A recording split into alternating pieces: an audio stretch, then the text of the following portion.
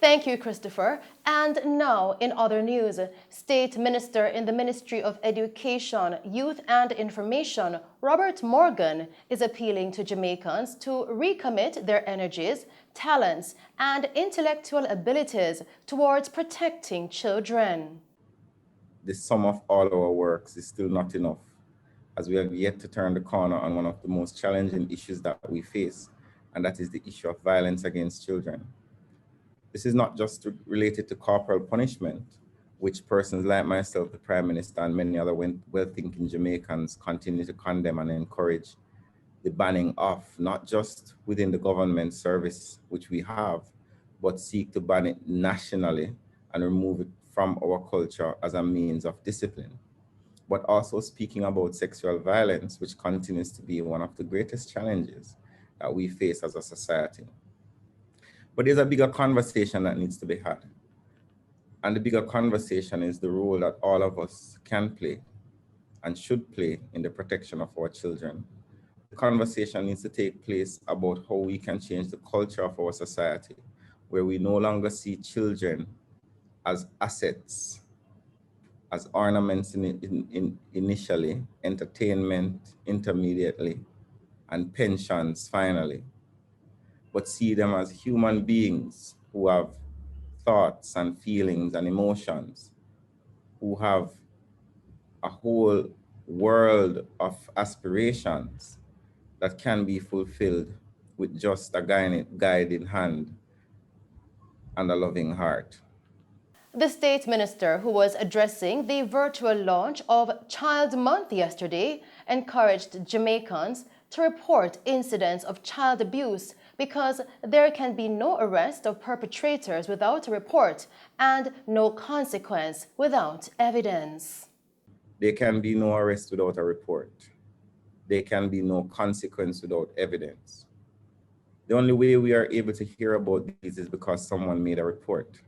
It's because somebody decided that they're going to follow through and testify. Someone decided that they saw something and they reported it. Someone called 188 Protect. Someone called the Children's Advocate. Someone called Sisoko because they felt that a child was being abused. We need more people to call because we know that as many incidents that we see come forward in front of the courts or come to the reports that come to my desk, there are many incidents in communities in Jamaica that are not reported. There are many situations of normalized abuse where stepfathers and fathers see their daughters as property, where they see their sons as annoyances and beat them to submission, and nobody's reporting it. So while I raise these issues, and to some extent they are depressing, and persons may ask the question, do I need to speak about this now? The question I ask them is, when do I speak about it? Is there a special place to have a conversation about the rights of children other than, more appropriately, Child's Month? Now, Child Month 2021 will be observed in May under the theme, I strive to overcome adversities with resilience. I soar. Due to the impact of the COVID-19 pandemic and in keeping with the disaster risk management protocols, activities for Child Month have been significantly curtailed. In other news tonight, Minister of Local Government and Rural Development Desmond McKenzie says Jamaica is organizing support for St. Vincent and the Grenadines that is currently being battered by the erupting La Soufrière volcano. Minister McKenzie in a statement today said, quote, our government has been in contact with the government of St. Vincent and the Grenadines, and we are organizing logistical and other forms of support to our brothers and sisters there. We are also fully aware that this devastating event has evoked great concern from our corporate and general citizenry. End quote. He added that they are working closely with the Ministry of Agriculture and other private sector partners, which includes the Jamaica Manufacturers and Exporters Associations, to finalize relief efforts.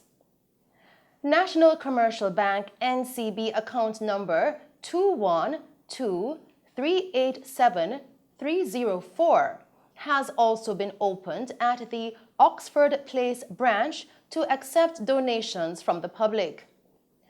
Minister Mackenzie further stated that the government is honored to stand with the people of St. Vincent and the Grenadines in this difficult hour, and they reaffirmed the concern for and the friendship they feel with them as part of the Caribbean family, as together they will see this period through until the return of normal life.